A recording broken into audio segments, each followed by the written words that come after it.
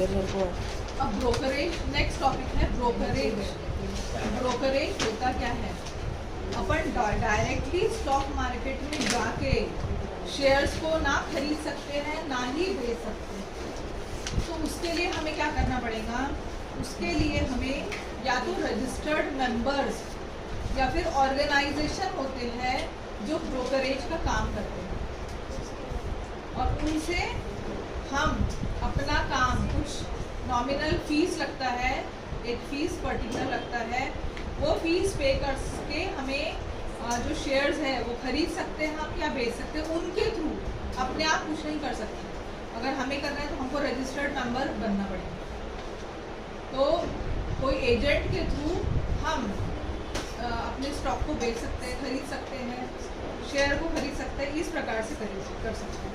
अब क्या होता है कि जब हम बाय कर रहे हैं या सेल कर रहे हैं शेयर्स को, उस दौरान दोनों टाइम पर, बाइंग के टाइम पर एंड सेलिंग के टाइम पर हमें उस एजेंट को ब्रोकरेज देना पड़ेगा, क्योंकि वो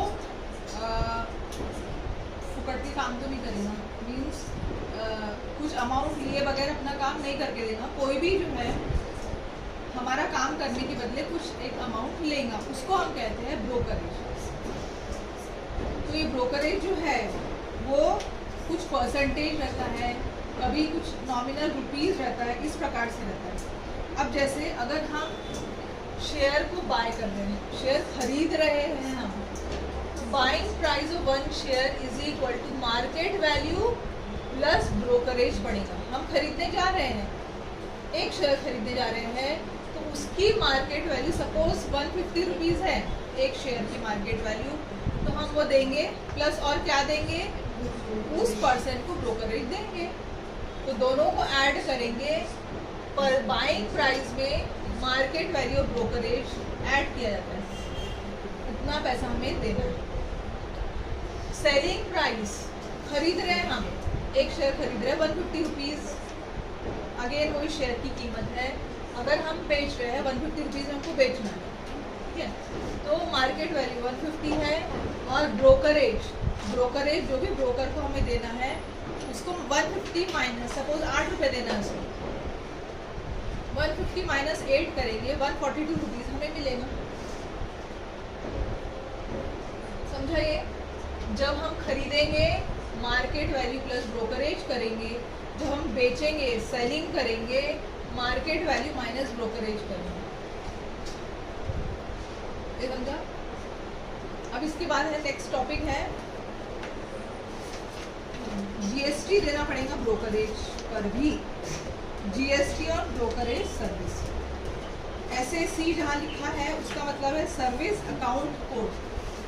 एसएसी जो लिखा है सर्विस अकाउंट कोड है वो।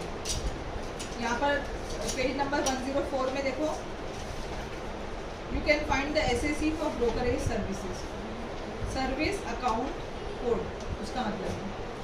अब क्या होता है कि सरकार, उस पर्सन ने अपना ब्रोकरेज ले लिया है और सरकार को भी कमीशन चाहिए, तो वो क्या करेंगी, जीएसटी लगाएंगे इस पर, ब्रोकरेज भाई जो कमा रहा है उसमें उसको जीएसटी पे करना पड़ेगा। तो जीएसटी सरकार लगाएंगी 10%, 3%, 2%, 18%, इस प्रकार से जीएसटी सरकार अपना जीएसटी लगाएंगी और सरकार को कुछ मुनाफा हो जाएगा, उस वो जो ब्रोकर है उसको भी कुछ मुनाफा हो जाएगा, जो खरीद रहा है उसको तो पैसे देने ही पड़ेंगे। अब बेच रहा है तो उसको पैसे मिलेंगे पर लेस करके मिलेंगे उतना। समझा ये? ओके, चलो आ जाओ।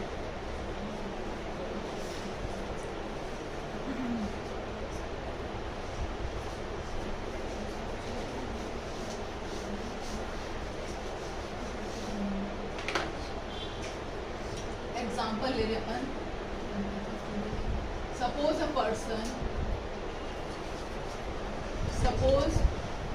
person has paid 15,075 rupees for buying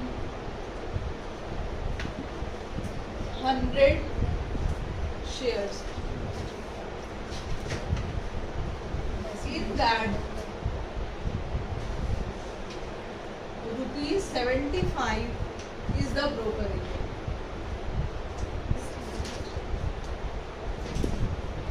So the buyer has to pay. So the buyer has to pay 18% GST on rupees 75. Let us find the amount of GST he paid to the broker and prepare a contract note. Let us find the amount of GST he paid to the broker and prepare the contract note. To the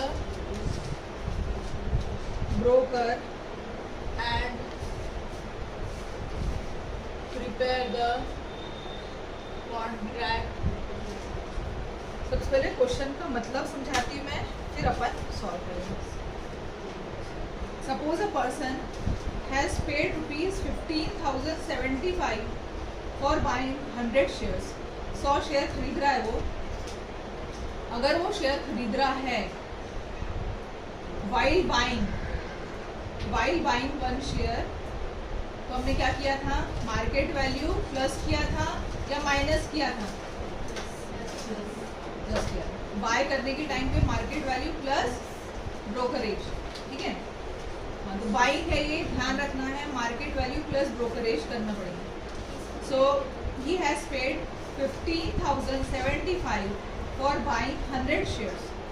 100 share की कीमत 15,075 रुपये बता रहा है.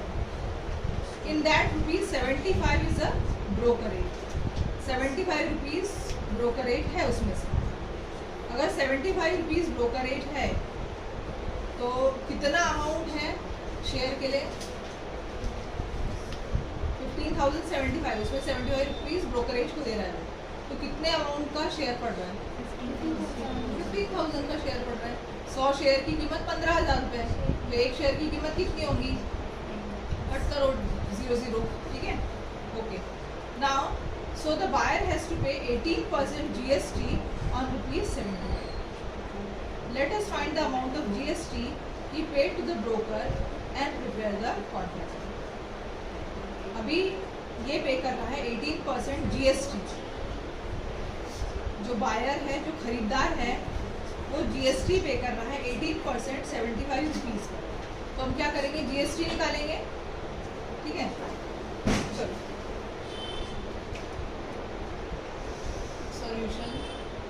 GST is equal to 18% of 75.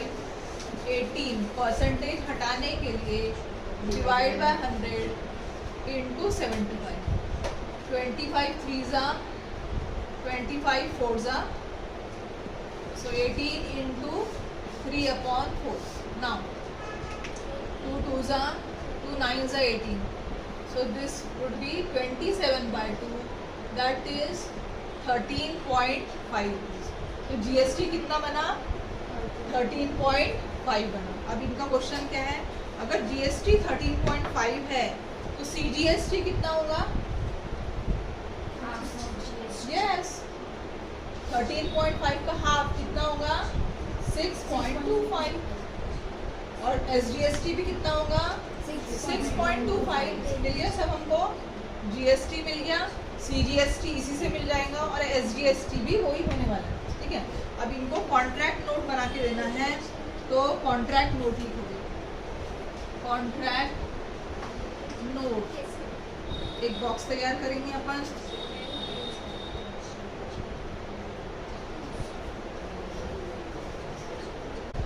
Number of shares कितने हैं? Number of shares 100. 100 shares उसने खरीदा है. मार्केट वैल्यू कितनी है उसकी? 150. कैसे आया मार्केट वैल्यू? कैसे आया 150? 15,075 100 शेयर की कीमत है, उसमें 75 ब्रोकरेज दे रहा है वो. तो 15,000 रुपये 100 शेयर की कीमत है. तो एक शेयर की कीमत कितनी रहेगी? डिवाइड बाय 100 करेंगे तो एक शेयर की कीमत रहेगी 1,000. ये समझा? तो मार्केट वैल्यू रहेंगी 150। टोटल प्राइस कितना रहेगा 150 इंटू 100 15000 मतलब 1 3 ही 0 है ना 15 1 15 1 बराबर 15,000। अब ब्रोकरेज कितना देना पड़ रहा है इसको 75 रुपीज 75 ये ब्रोकरेज देना पड़ रहा है। अच्छा CGST कितना होगा 9% ऑन ब्रोकरेज। अब ये 9% ऑन ब्रोकरेज कैसे निकालेंगे 9/100 इंटू 75 ये निकाले थे अपन ने 13.5 ये 18% था और CGST 9% है तो इसका हाफ करेंगे 6.25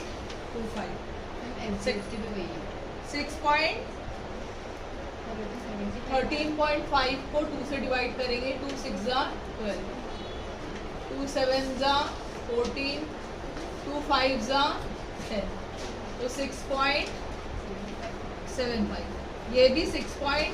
दोनों सेम रहते हैं CGST और SGST दोनों भी सेम रहते हैं 6.75। अब टोटल वैल्यू क्या हुई इसकी ये बाय कर रहा है तो बाय अगर कर रहा है तो प्लस करेंगे अपन मार्केट वैल्यू से ब्रोकरेज की माइनस प्लस करेंगे और आंसर निकालेंगे कितना आ रहा है देखो 15,075 6.75 या डायरेक्ट लिख दो 13.50